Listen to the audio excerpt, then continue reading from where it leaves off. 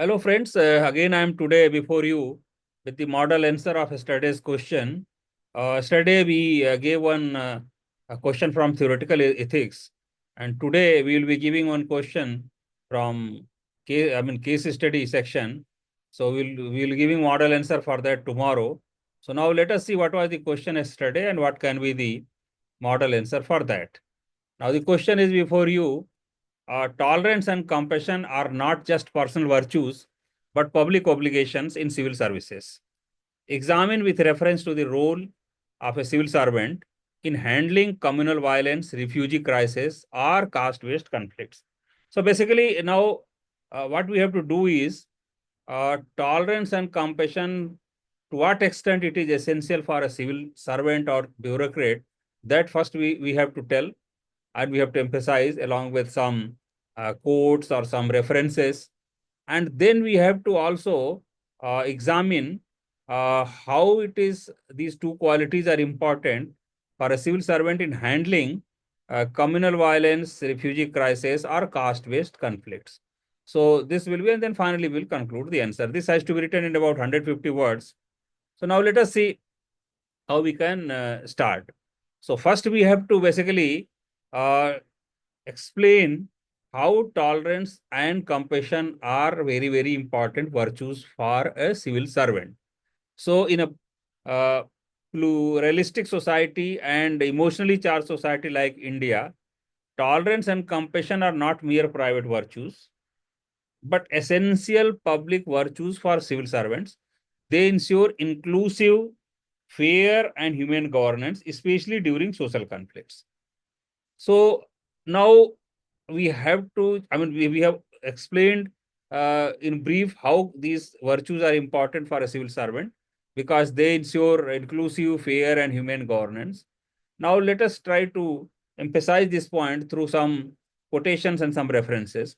Mahatma Gandhi, here we are quoting Mahatma Gandhi and Indian Constitution. Mahatma Gandhi considered Karuna or compassion central to public service. In Indian Constitution also, Article 14, 15, and 21. These articles enshrine right to equality, non-discrimination, and dignity. So these principles, civil servants must uphold in letter and spirit. So basically, these two references support this linking of tolerance and compassion as a virtues to a civil servant's conduct. Now let us see how these virtues are related to various kinds of social conflicts which are mentioned in the question, that is communal violence, refugee crisis, or caste-based conflicts. Now in situations like communal violence, uh, tolerance is very important because it ensures neutrality, protecting all communities and preventing inflammatory narratives. Because the environment will be very surcharged, so this kind of behavior or conduct from civil servant is essential to control the whole uh, scenario or to hold the to control the whole uh, situation during the violence. Now, during refugee crisis, compassion enables empathetic relief measures because there you have to arrange shelter, food, and health, etc.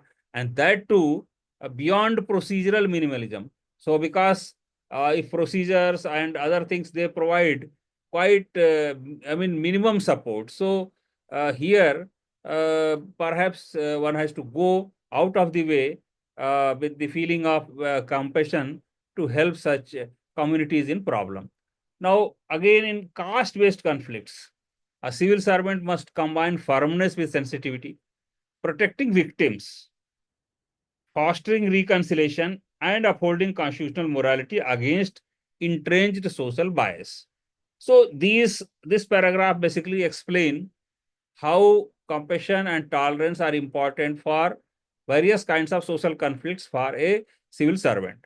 Now, let us try to quote some ethical theories also in support of the uh, our answer or our conclusion.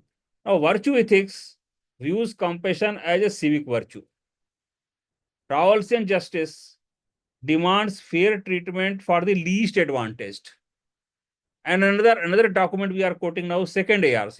Now, second ARC also advocates citizen-centric and empathetic governance.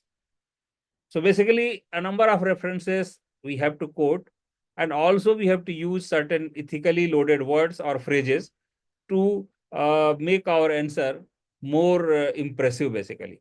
So finally, we conclude that tolerance and compassion are indispensable to ethical public administration, ensuring justice, restoring dignity, and reinforcing democratic integrity in times of crisis. So if we conclude with this kind of positive and futuristic conclusion, definitely we are going to impress the examiner. So this concludes the model answer for yesterday's question.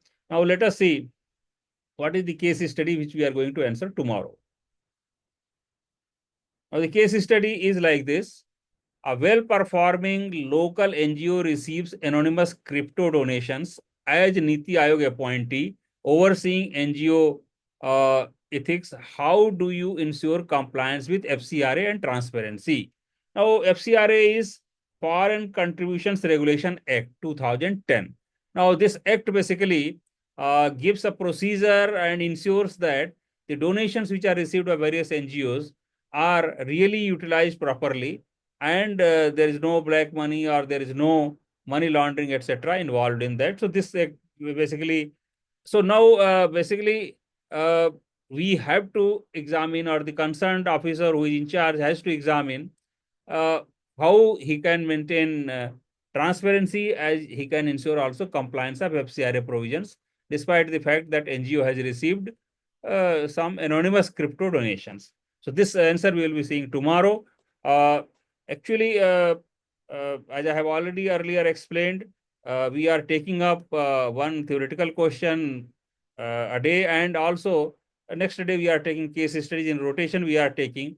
So as I told earlier, by October end, we will be covering about 100 model answers for most probable questions uh, based on the previous year's questions pattern and strictly on the syllabus, and about 100 case studies of different complications and different applications where different kinds of ethical theories can be applied. So that also we will take up. So thanks a lot for watching today's video. I will meet again tomorrow with the model answer for the case study. Thank you one and all.